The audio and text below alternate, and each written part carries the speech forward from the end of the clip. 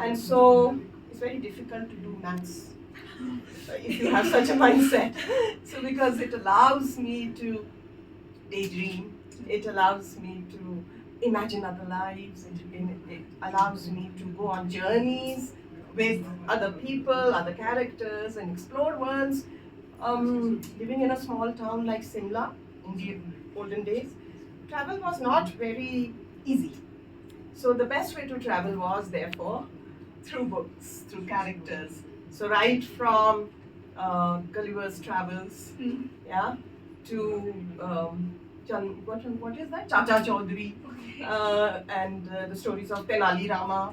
So you could, and it's nice to know about other cultures. It's nice to, in one lifetime, be able to travel to Russia, to be able to travel to Africa, to be able to go to the moon, and imagine all kinds of lives. So I would say students of literature are very privileged in this sense that they can live multiple lives, more than the 9 lives of the cat. They can enjoy that, but also because literature gives you an insight into life. And that it shares with philosophy the basic questions of what life is all about and how we as human beings experience life and what we think about life. And I do think literature makes us better human beings. Why? Simply because we recognize that there are other people who are as essential, um, as free as we want ourselves to be.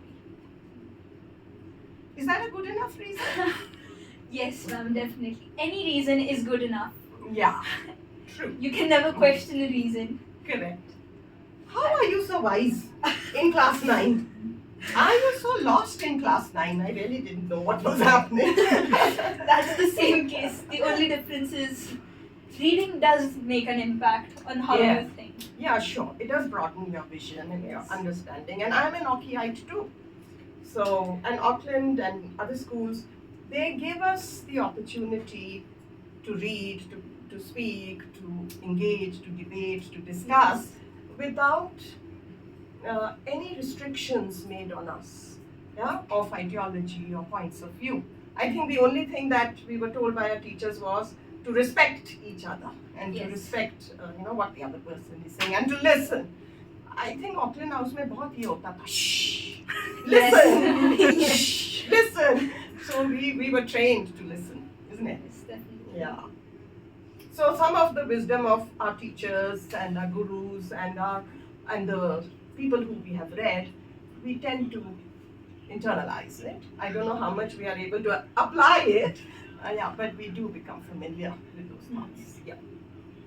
So, ma'am, at what particular age did you decide that you wanted to pursue a career in literature and teaching? Was it something you knew Yes, from a young age? not literature, because literature was the love of my life, और love of my life को career बनाना बड़ा मुश्किल सा होता है actually real life में. So I'm happy that my stars worked themselves out and I could. But teaching right from school, right from a very young age, I was very fond of gathering together children and take a foot ruler and say, sit down and listen to what I'm saying. I think I love the sound of my voice. And teaching is one profession that allows you to go on speaking for half an hour at least, if not more. But seriously, I come from a family of teachers. Both my grandmothers were teachers. And it helped because they were also great storytellers. And they had an extraordinary sense of humor, which I think I've inherited from them a little bit.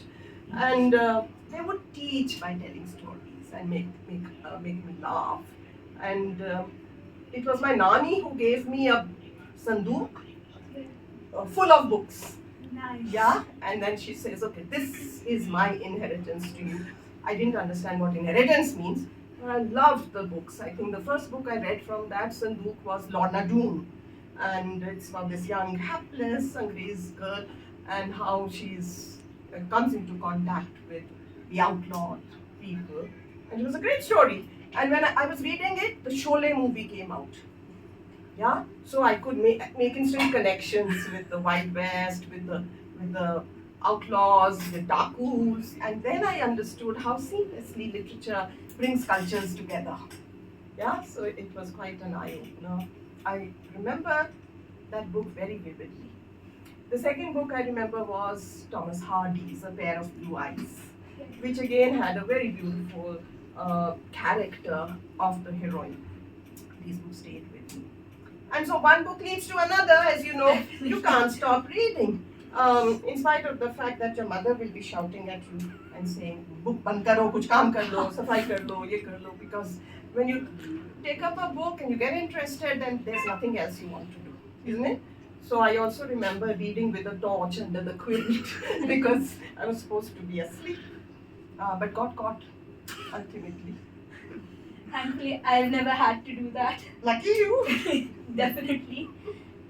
And what sort of genre do you most usually read? What attracts you most? Oh, I read of everything.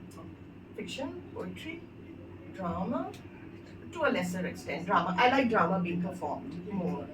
And but there are something non-fiction I don't read too much of. But yeah, biographies I might read some.